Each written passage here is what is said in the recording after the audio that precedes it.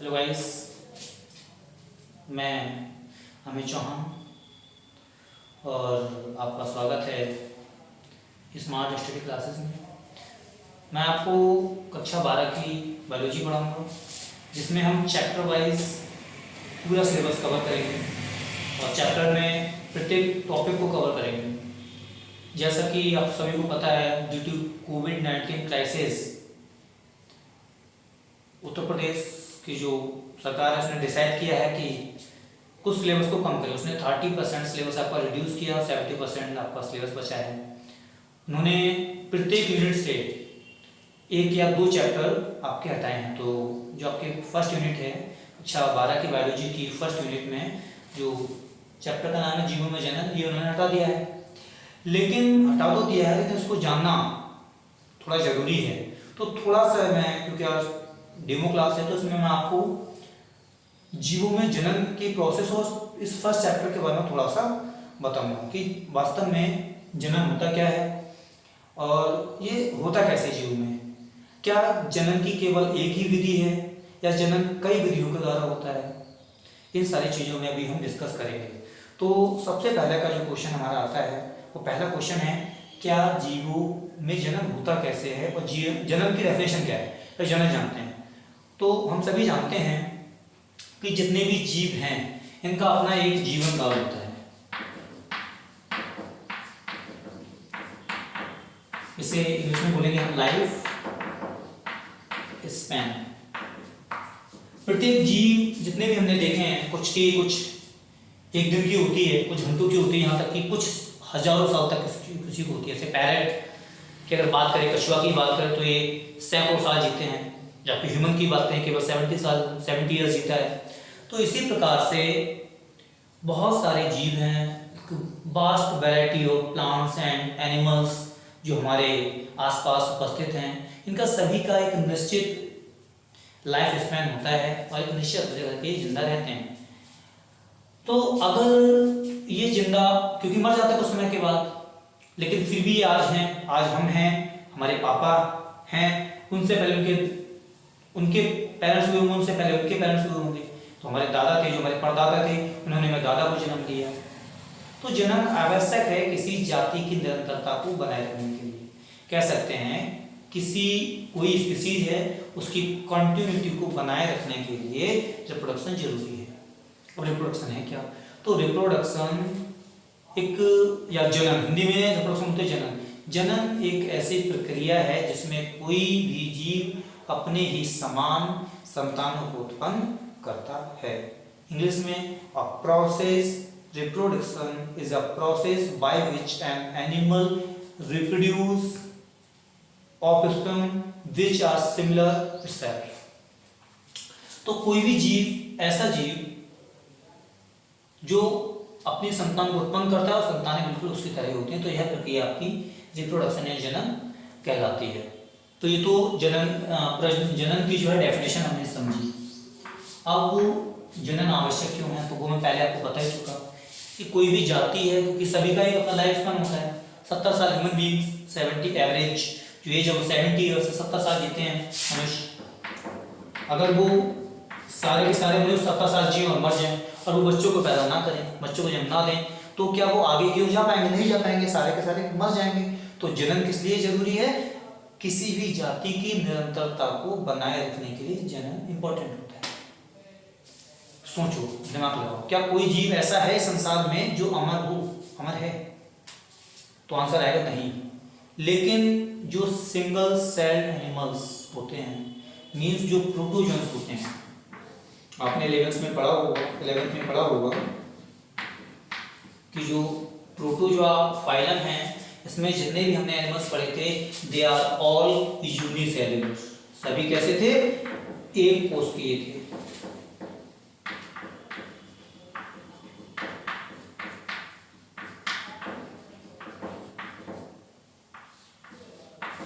ये अपवाद है, जैसे अमीबा, एग्जाम्पल पे हम अमीबा।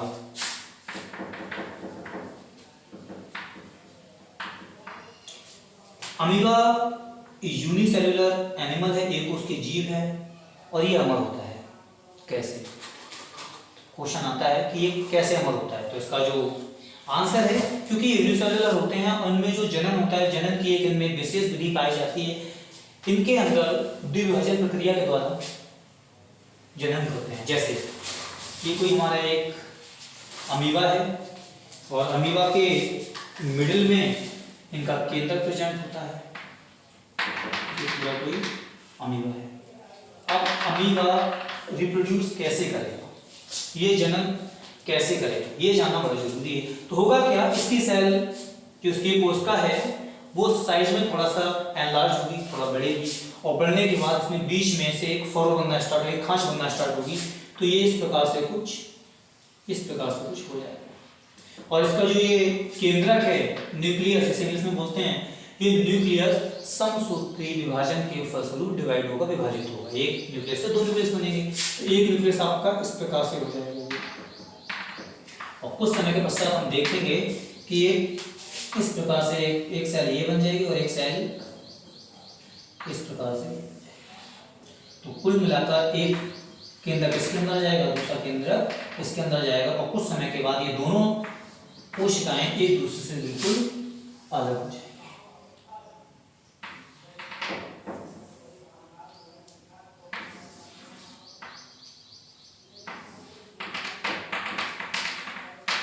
तो यहां पर देखो, स्टार्टिंग में कोई एक सेल थी, अब वो सेल मरी नहीं, उसी सेल ने क्या किया, उसी कोशिका ने क्या किया, डिवीजन किया, एक कोशिका से दो कोशिकाएं बन गई। तो यहां पर ये सेल भी थी और इस सेल का कुछ ना कुछ भाग इन कोशिकाओं में भी है, तो ये सेल मरी तो नहीं। तो इसी प्रकार से ये लगातार डिवीजन करके ये सेल भी आगे डिवीजन करके 2 से 4 बनाएंगे, 4 से 8 बनाएंगे। तो इस प्रकार से कह सकते हैं कि अमीबा की जो सेल होती है, जो अमीबा वो तो कैसा होता है, इमॉर्टल होता है, अमर। बाकी का कोई भी मल्टी सेलुलर ऑर्गेनिज्म, बहुकोश की जीव अमर नहीं होता। हम फाइलम पोरीफेरा से लेकर के फाइलम कॉर्डेटा तक कोई भी एनिमल देखें वो अमर नहीं होता, एक्सेप्ट यूनिसेल्युलर एनिमल्स।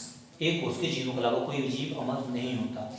अब हम थोड़ा सा उधर ना जाकर के वापस अपने टॉपिक पे आते हैं कि रिप्रोडक्शन में हमने समझ लिया कि जो यूनिसेल्युलर होते हैं वो अमर होते हैं, बाकी कोई अमर नहीं होता। अब क्वेश्चन बनता है कि जो रिप्रोडक्शन था कितने प्रकार का होता है, क्योंकि हम केवल जीवों जन के बारे में जान रहे हैं। जीव 2 प्रकार के होते हैं, प्लांट्स होते हैं, एनिमल्स होते हैं। तो हम सभी के लिए एक ओवरव्यू, मतलब एक कह सकते हैं इंट्रोडक्टरी टाइप में लेकर चलते हैं। तो सबसे पहले हम जानते हैं कि जो जीवों में जन्म होता है ये कितने प्रकार का होता है।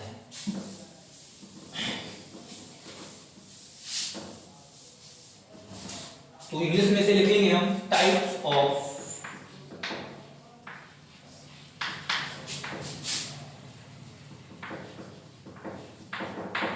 रिप्रोडक्शन। जनन के प्रकार हिंदी में भी जान लेते हैं।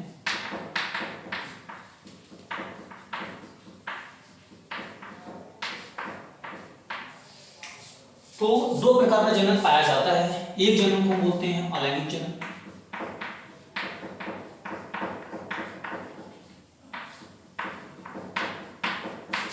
इन इंग्लिश इसे बोलेंगे हम एसेक्सुअल रिप्रोडक्शन।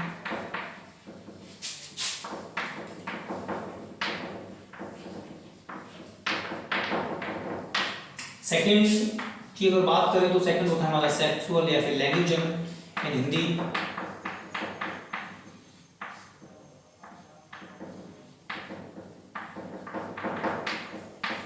और इसे इंग्लिश में बोलते हैं sexual reproduction.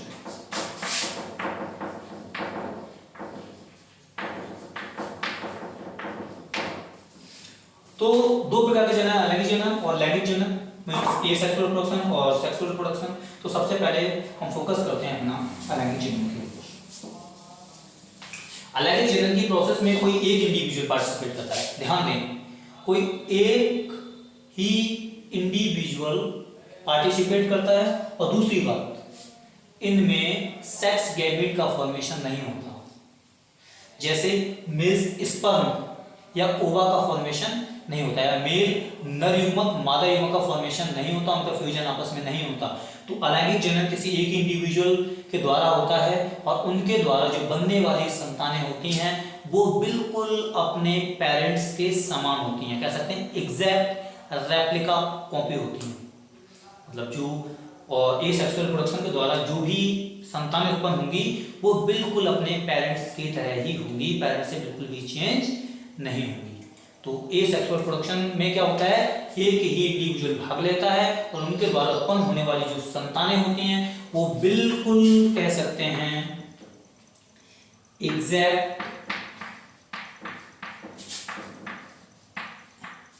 Exact copy of their parents.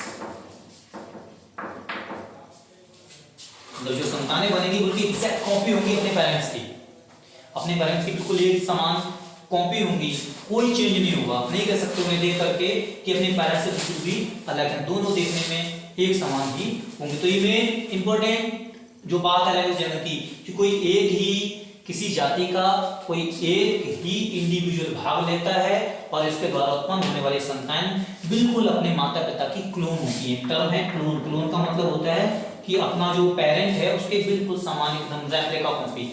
जिस प्रकार से हम फोटो स्टेट निकालते हैं तो एकदम कलर फोटो स्टेट निकालें तो जैसा हम डालते हैं वैसे सेम कॉपी निकल के आती है, बिल्कुल वैसे ही कॉपी बनकर तैयार होंगी। जैसे अभी हमने अमीबा देखा था तो जैसा उसका जो सेल थी, यहाँ पे जो पहले सेल दिखा थी वो बनने वाले साथ दोनों एकदम उसकी रेप्लिका कॉपी होंगी। दूसरा एसेक्सुअल रिप्रोडक्शन में कुछ वेजिटेटिव रिप्रोडक्शन आता है, वर्धी जनन, जिसमें प्लांट्स के जो एजियल प्लांट्स के जो कुछ बॉडी के पार्ट होते हैं उनका द्वारा जनन होता है। जैसे आलू के अंदर वो जो ट्यूबर होता है, आलू में छोटी छोटी आंखें होती हैं, उन्हें हम काट के लगाते हैं। गन्ना है तो गन्ने को लगाते हैं, गन्ना को हम बोते हैं तो उसकी जो आंख होती है नोड इंटरनोड पे एक बड, एक कलिका टाइप की होती है, वो वहां से ग्रो कर जाती है। गुलाब है, इसके हम क्या लगाते हैं, कलम लगाते हैं। तो ये भी एक प्रकार का आपका अलैंगिक जनन ही होता है। तो ये तो थोड़ा सा इंट्रोडक्शन रहा आपका ये सेक्सुअल रिप्रोडक्शन के बारे में। अभी हमने द्विभाजन प्रक्रिया समझी थी। अभी बहुत प्रकार होते हैं लेकिन अब ये सिलेबस में है नहीं तो हम इसे अभी नहीं पढ़ेंगे। किसी दिन अनदर डे हम कोई अन्य वीडियो बनाएंगे, उसमें थोड़ा सा जो अलैंगिक जनन के बारे में जानेंगे। और कल आगे जो आने वाली वीडियो है उसमें हम आपका जो पहला chapter according to this year syllabus, इस साल का जो सिलेबस है उसके अकॉर्डिंग जो नेक्स्ट चैप्टर है उस पहले चैप्टर का नाम है reproduction in flowering plants, Pushpi पादपों में जनन। उसके बारे में देखेंगे। Okay, thank you.